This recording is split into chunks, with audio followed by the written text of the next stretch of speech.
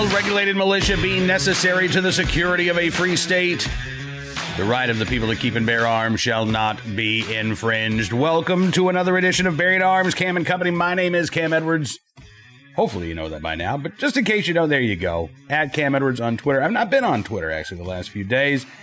Taking a bit of a social media break, but I am going back. I actually retweeted the Minnesota Gun Owners Caucus today because they've got a court hearing coming up in their challenge to the gun ban at the Minnesota State Fair. We'll have an update for you on bearingarms.com this afternoon, hopefully, once we learn more about that hearing. Also, a reminder that today is the final day for you to submit your public comments in the ATF's proposed rule regarding the redefinition of frames, receivers, firearms itself, and, of course, the word readily, because they want to make it as easy as possible to say that a particular firearm is readily converted into something else. Or, in this particular case, perhaps an unfinished firearm is readily converted into a firearm, even if it takes, 6 hours and thousands of dollars worth of equipment to do so. The federal government would like, just to have the leeway to declare that anything that could potentially be turned into a firearm can, in fact, be readily converted into one, and therefore must be serialized. You have to go through a background check before you can purchase that. This is one of the first steps of Biden's anti-gun executive actions, not the last step, but again, your chance to comment on this proposed rule is running out. Ends at midnight tonight, as a matter of fact. Meanwhile, the Biden administration is also sounding off about a new state law, this one in Missouri, the Second Amendment Preservation Act. And you might recall after the Second Amendment Preservation Act was signed by Governor Mike Parson in Missouri, it was not long afterwards that Attorney General Merrick Garland and the Department of Justice opined, not legally, but just offered their unofficial opinion that the law was a violation of the Constitution's Supremacy Clause, which I'm not an attorney, but it's not. We'll get into that. Now the Justice Department is weighing in a more formal fashion. You might recall that St. Louis County, one other suburban county, has sued the state of Missouri over the new Second Amendment Preservation Act, saying, well, we want to cooperate with federal officials when it comes to enforcing gun laws. You won't let us do it.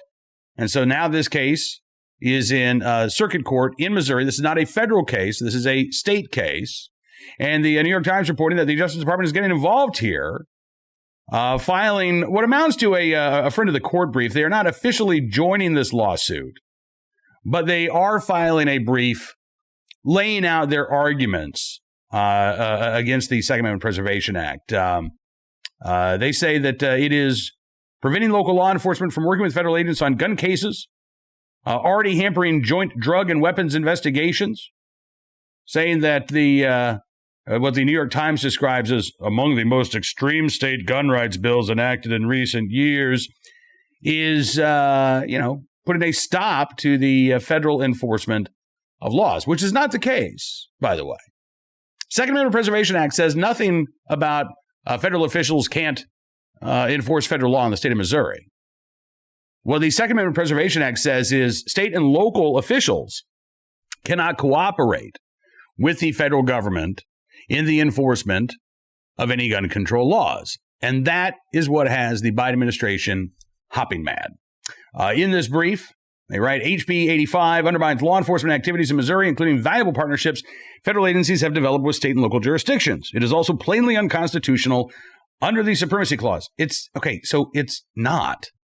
We really need to go back and address this. This is not a violation of the Supremacy Clause. The Supreme Court, going back, frankly, to the 19th century, has said that state and local governments do not have they're not required to assist in the enforcement of federal laws. Most recently, I don't even know if this was most recently, but most specifically when it comes to the enforcement of federal gun control laws. There was a case back in the 1990s called Prince versus the United States. And Sheriff Jay Prince sued the U.S. government after the Brady Act was enacted. One of the original provisions of the Brady Act was, look, while we're building up the National Instant Check System so that gun dealers can run these background checks on all prospective gun buyers, while we're building that system out, county sheriffs have to conduct background checks on gun sales. And Sheriff Prince sued saying, no, I don't. This is a federal law. If you want background checks to be conducted on these gun sales, you need to have federal officials do it. You can't simply tell my office that I have to. And the Supreme Court agreed with Sheriff Prince and said, no, the federal government cannot compel state and local governments to enforce federal law. Now, state and local governments cannot stand in the way of federal agents enforcing federal law, but they don't have to lift a finger to help. This is why you have seen the rise of the sanctuary city movement when it comes to enforcing immigration law. And you've got cities, and actually the state of California too, passing laws that say we are not going to cooperate with immigrations and customs enforcement in these particular matters. You've got the states around the country that have legalized marijuana, despite the fact that it remains illegal under federal law. And these states are saying, look, we're not going to cooperate with the federal enforcement of, low-level drug busts.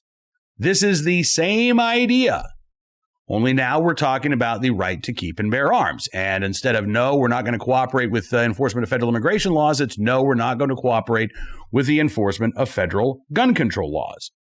Now, the Biden administration might not like it. In fact, I'm sure they don't. But it doesn't make it illegal. All right. The New York Times also says, well, the document known as a statement of interest of the United States makes it clear that the department is not joining the state court suit. Similar filings have been used in the past to lay out the legal and constitutional arguments in preparation for federal cases. The 37-page filing lays out a detailed argument that Missouri's law is an attempt to nullify the Constitution's Supremacy Clause, which prohibits states from enacting laws that contradict federal statutes, with citations referring to 2 centuries of constitutional case law. Yeah, something tells me they didn't spend a lot of time talking about the Prince decision in that 37-page filing. Again, this is not an effort on the part of the state of Missouri to nullify any sort of federal law. The Second Amendment Preservation Act in the state of Missouri simply says we're not going to enforce them. We're not going to enforce these federal gun control laws.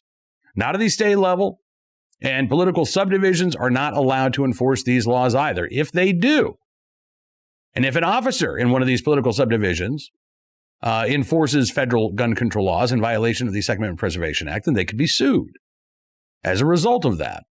So, yeah, we have seen some law enforcement agencies in Missouri say, yeah, you know what, we're going to pull back here. We're not even going to work with you on drug cases because who knows that might lead to a gun case. I think that those are issues that can be worked out. Frankly, the law hasn't even gone into effect yet. It doesn't take effect until August 28th.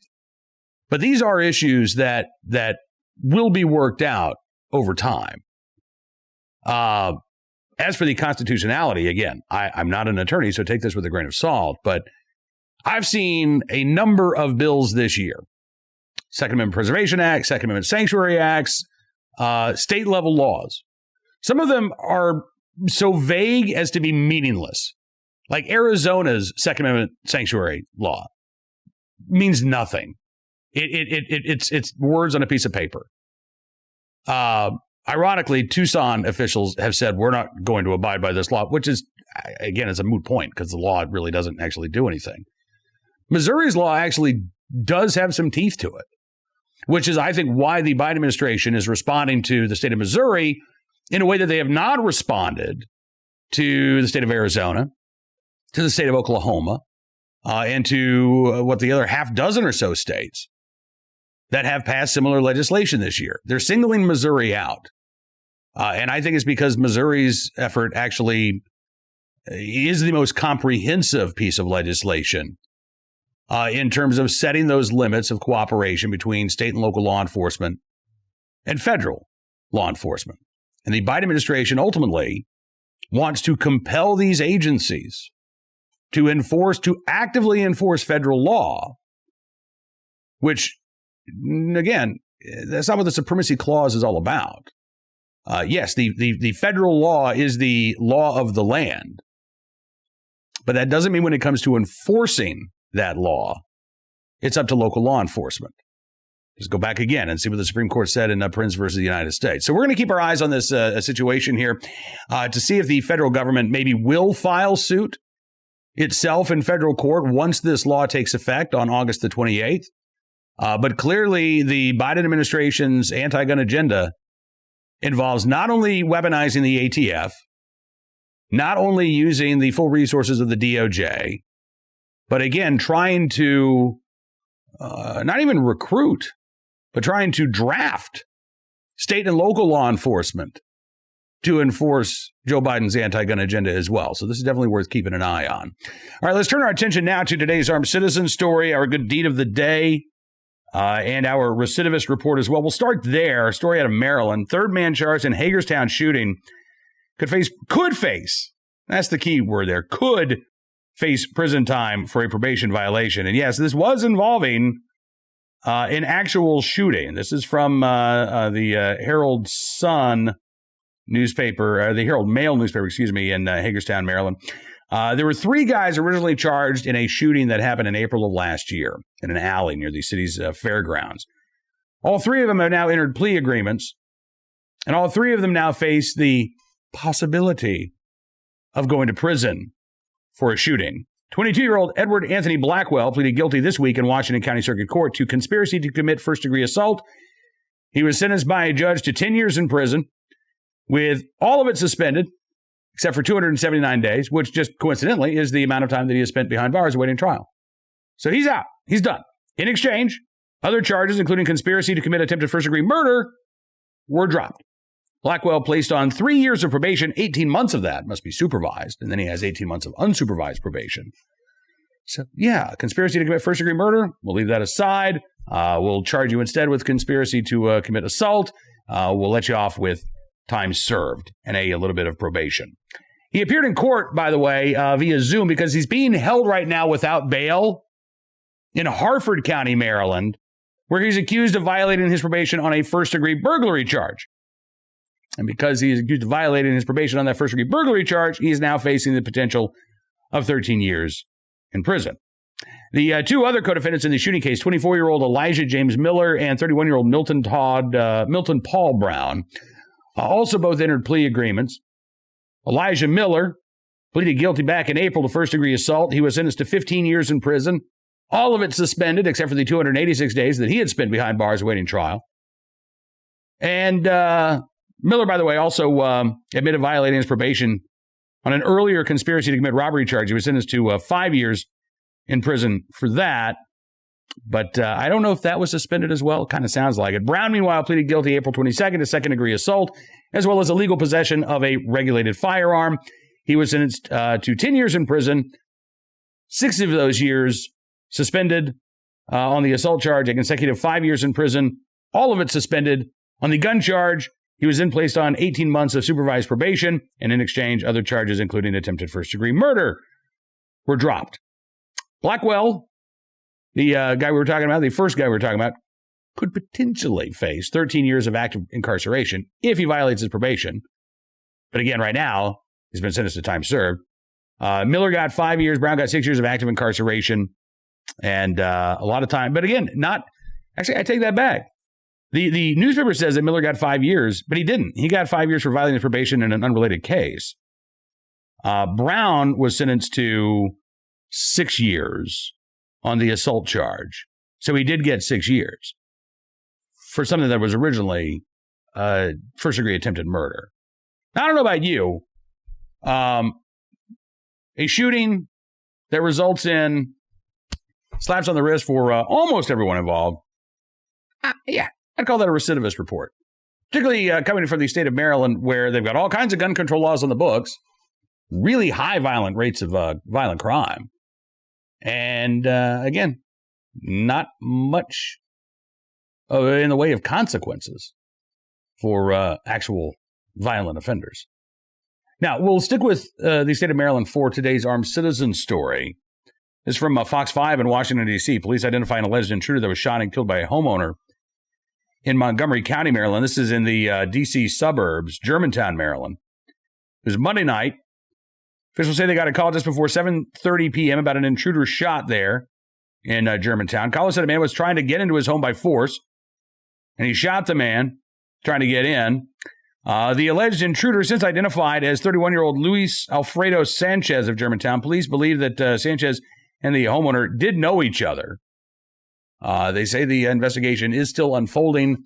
At this point, it looks to be a case of self-defense. We will keep our eyes open for any updates on occasion. Something that originally appears to be a self-defense situation can end up resulting in criminal charges. So, again, we'll keep our eyes peeled for any more information about the shooting there in Germantown, Maryland. And finally today, our good deed of the day. Take a look at this. Not what you ever want to see, a vehicle there in the bottom of a pool.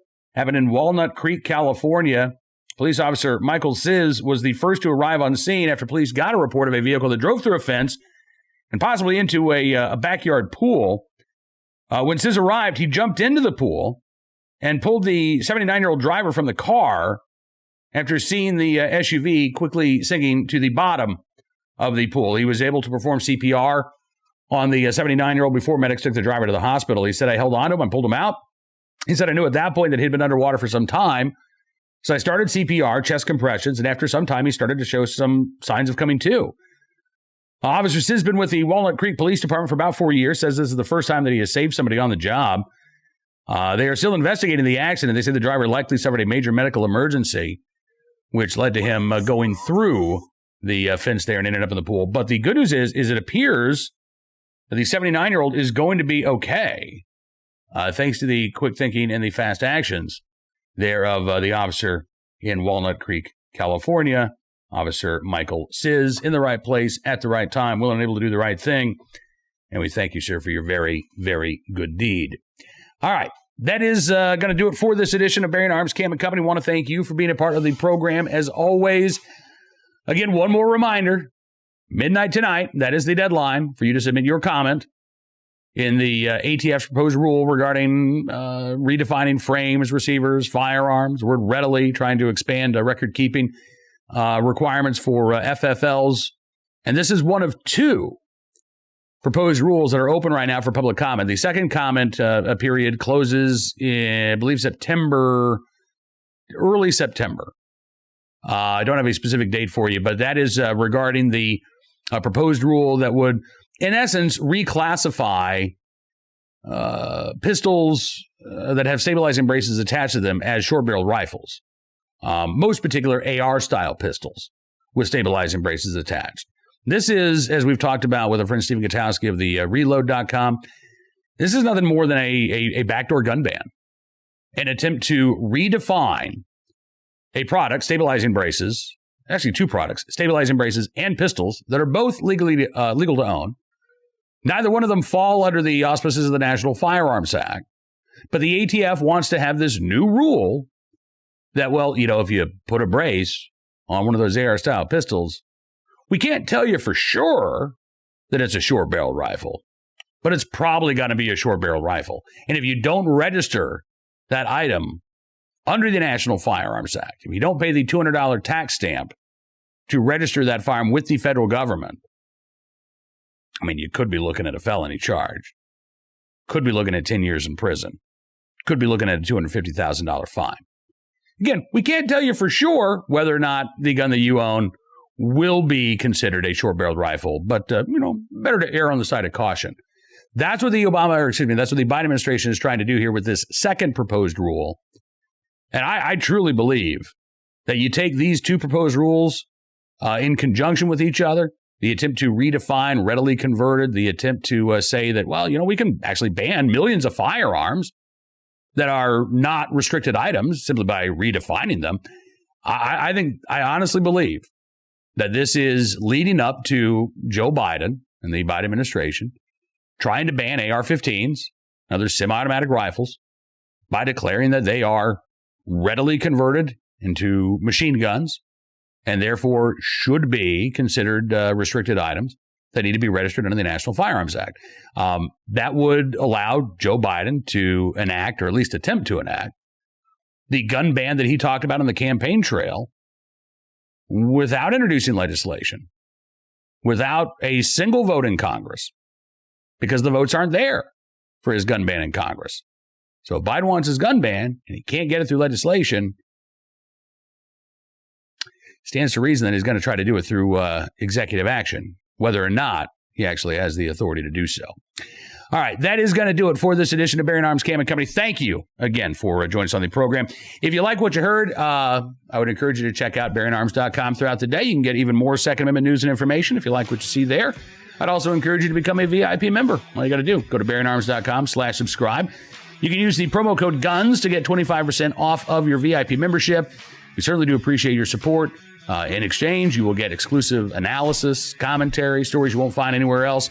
And you will also be supporting programs like this each and every day. And again, we really do appreciate it. Hope you have a fantastic weekend. We'll be back on Monday with another brand new Bearing Arms Cam and Company. We will be, of course, updating the website all throughout the weekend with the latest news and information that you need to know when it comes to your right to keep and bear arms. Until we talk again, be well, be safe, and be free.